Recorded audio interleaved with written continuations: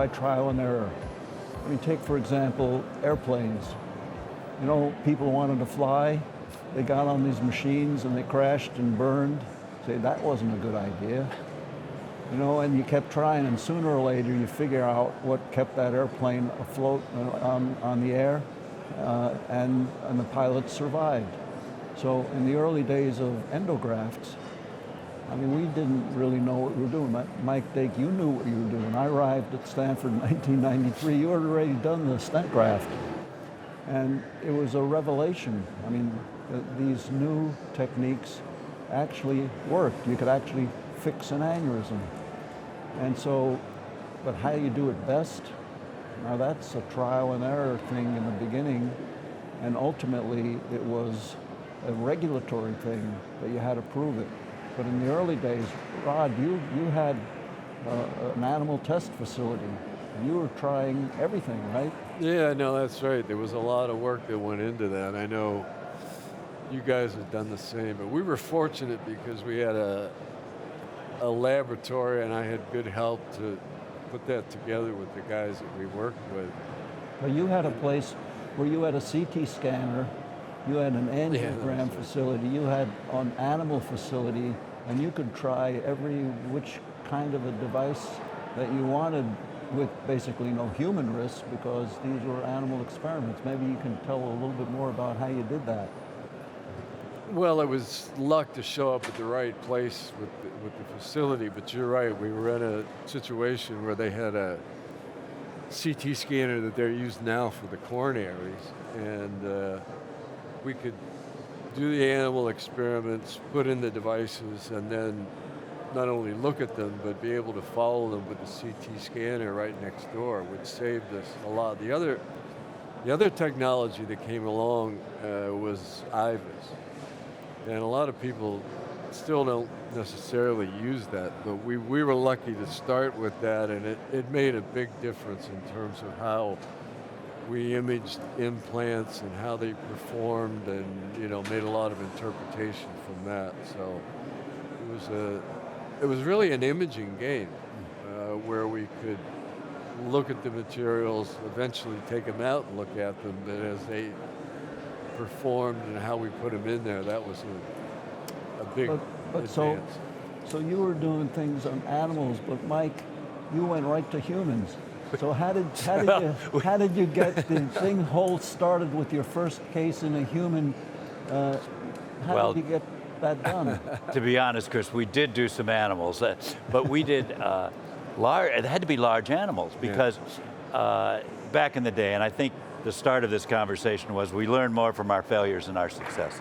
And I think we agree, everybody agrees with that, even no matter whether EVAR or something else. Now we think about Elon Musk and SpaceX blowing up rockets left and right. You think, oh my gosh, what is going on?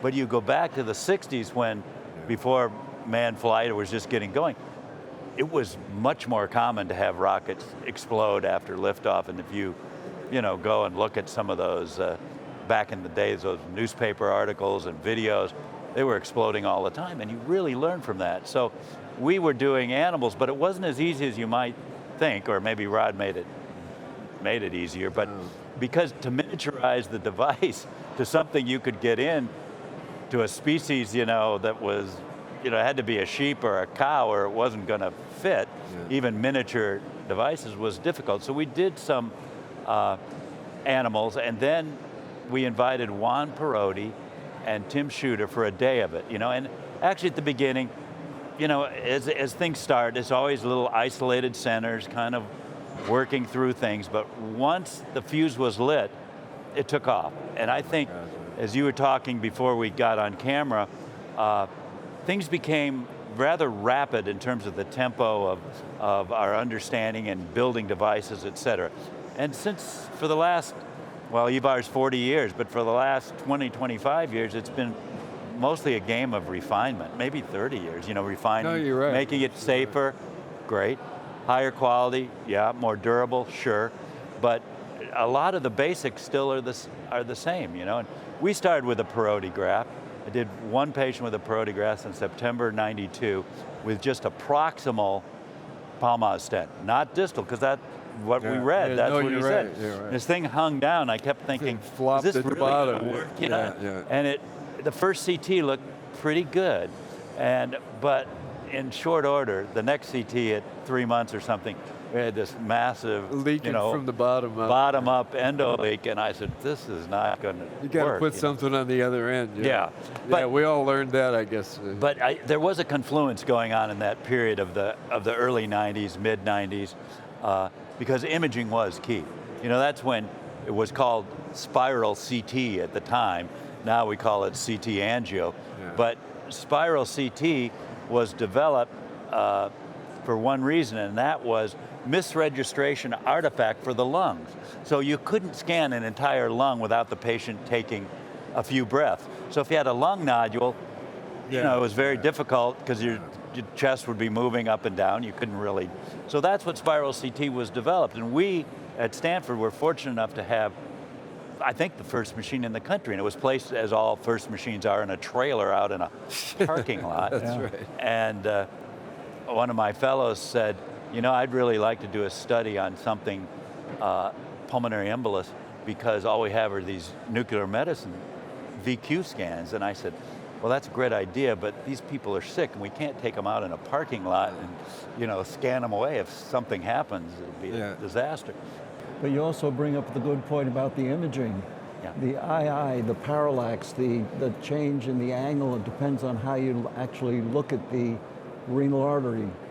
To nail that device exactly in the right place at the right time, that was an art and a trial and error failure mode as well, as to learn how to properly position it and get the device in the right place.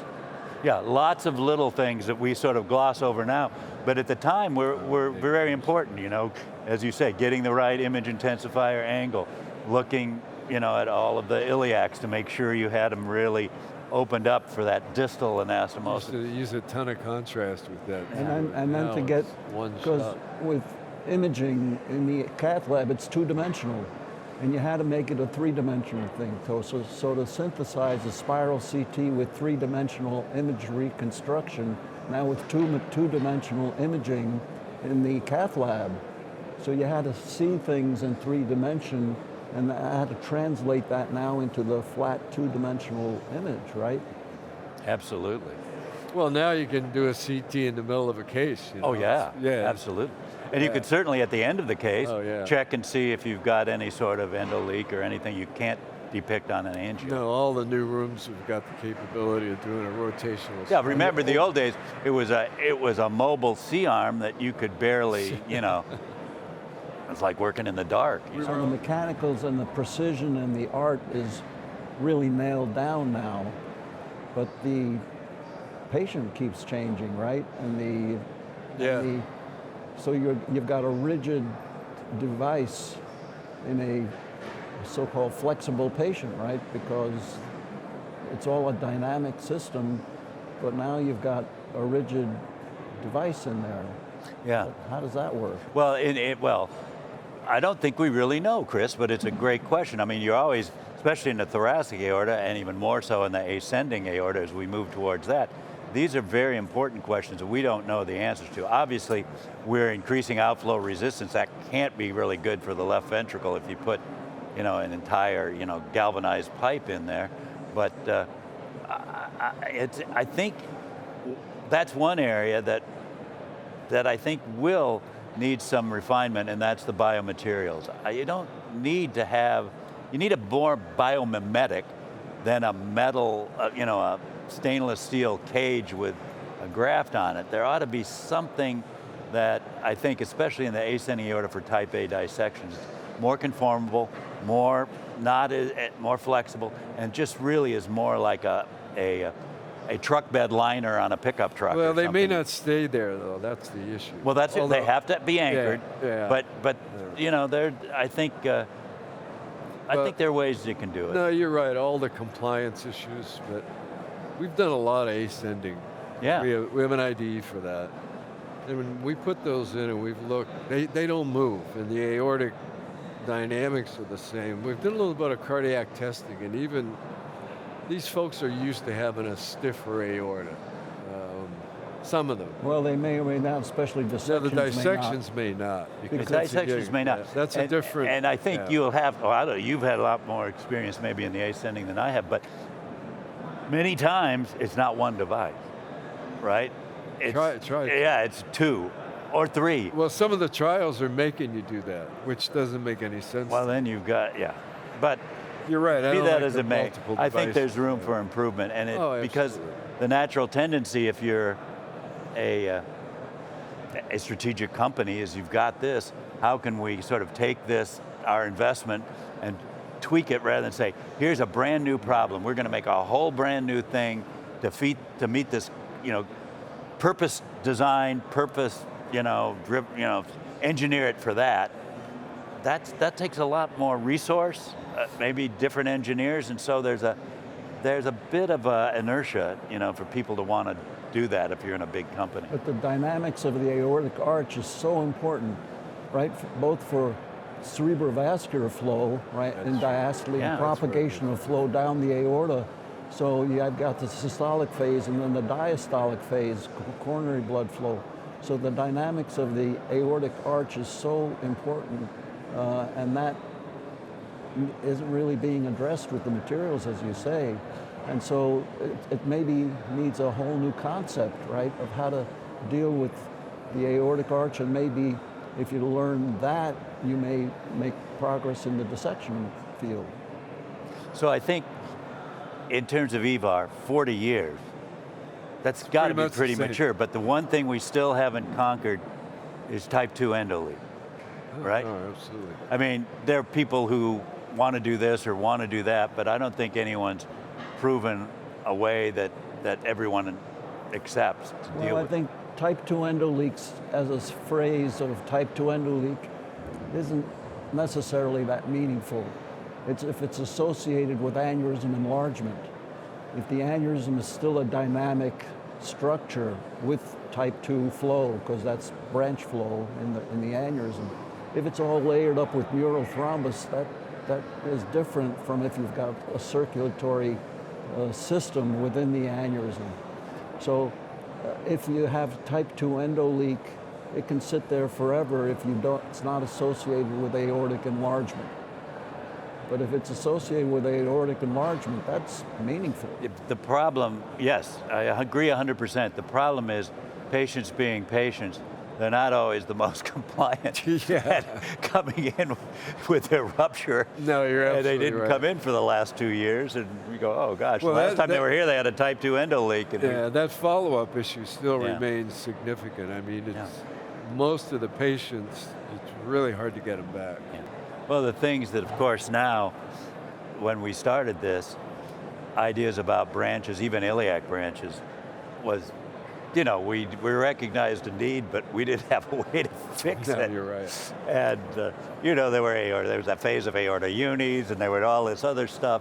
Yeah. But now, I think we've conquered it. But, the branches are a thing that's here, and everyone...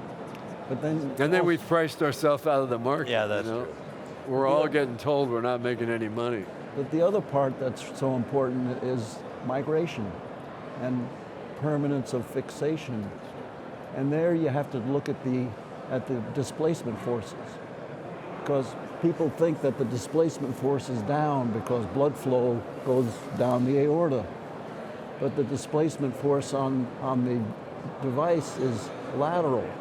And if you've got a tortuosity and you've got a device, that thing is going to be pushing it sideways and exacerbating the displacement and the tortuosity.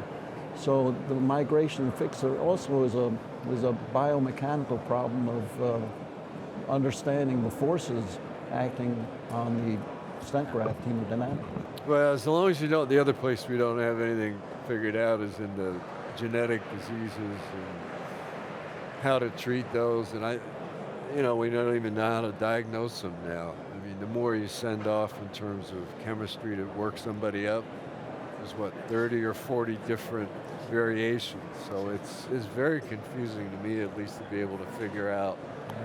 We just used to call everybody a Marfan. Now it's 12 letters. Oh, there are all sorts of permutations and different mutations. And the thing that gets me is that we don't you know, it's hard to get a payer to pay for genetic counseling. Oh, you can't get. We can't even get genetic counseling licensed in our state because the legislature thinks genetic counseling is all about abortion in some way, you know, whereas genetic counseling is about cancer, it's about prenatal, it's about aorta, it's all this different stuff, and we don't utilize it enough. That's the problem, because Well, you're right, we we can't can't- utilize it because nobody will put anybody in our shop, you know? Yeah, we can't get patients or get docs in there that want to spend the time to, you know, do that. So you can't, you send them to another institution and then who knows? Yeah, but if I see somebody now that's 55 and has a 55 or less with thoracic aneurysm, I always send them to genetic counseling just to make sure.